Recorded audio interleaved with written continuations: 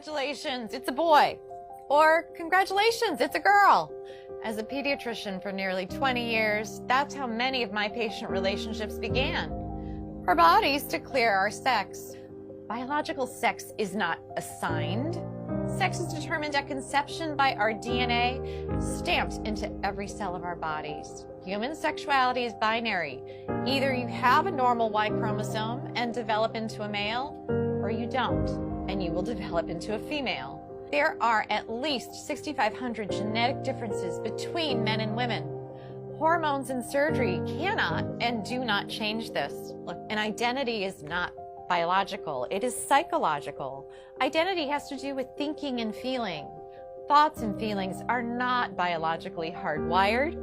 Our thinking and feeling may be factually right or factually wrong. For example, if I walk into my doctor's office today and say, "Hi, I'm Margaret Thatcher," my physician will say I am delusional and give me an antipsychotic. However, if instead I walked in and said, "I am a man," he would say, "Congratulations, you're transgender." If I were to say, "Doctor, I am suicidal. I'm an amputee trapped in a normal body. Please surgically remove my leg," I'll be diagnosed with body identity integrity disorder.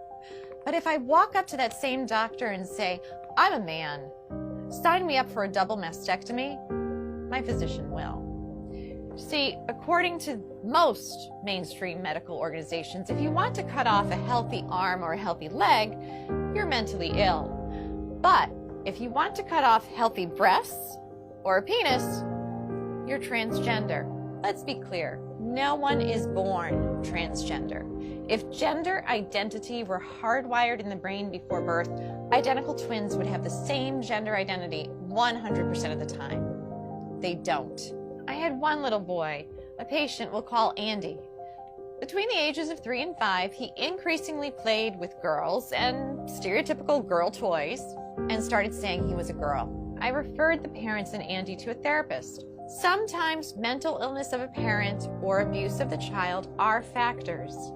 But more commonly, the child has misperceived family dynamics and internalized a false belief. In the middle of one session, Andy put down the toy truck and held on to the Barbie and said, "Mommy and Daddy, you don't love me when I'm a boy."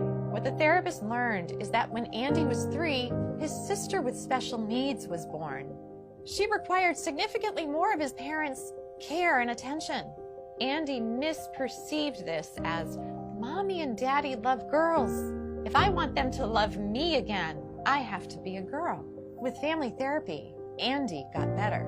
Today, Andy's parents would be told something quite different. They would hear, "This is who Andy really is.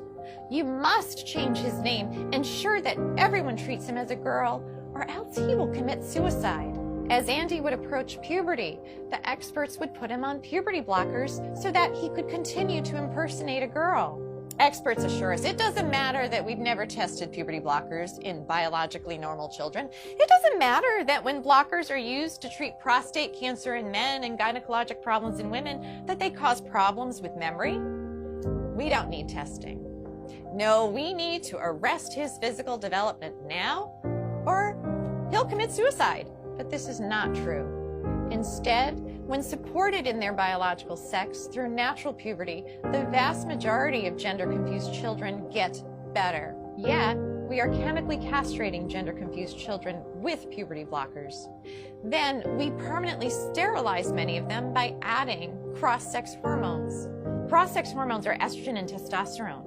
Those put young children at risk for heart disease, strokes, diabetes, cancers, and even the very emotional problems the experts claim to be preventing. P.S.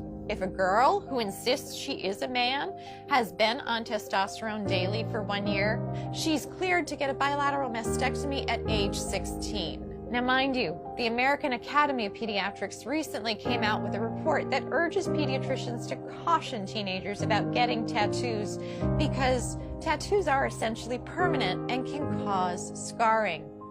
But this same AAP is 110% in support of 16-year-old girls getting a double mastectomy, even without parental consent, so long as the girl insists that she is a man and has been taking testosterone daily for 1 year.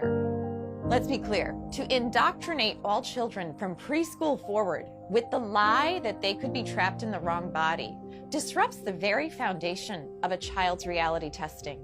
If a child can't trust the reality of their physical bodies, who or what can they trust?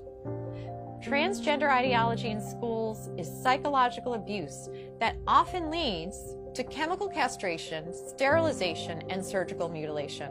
If that's not child abuse, ladies and gentlemen, what is?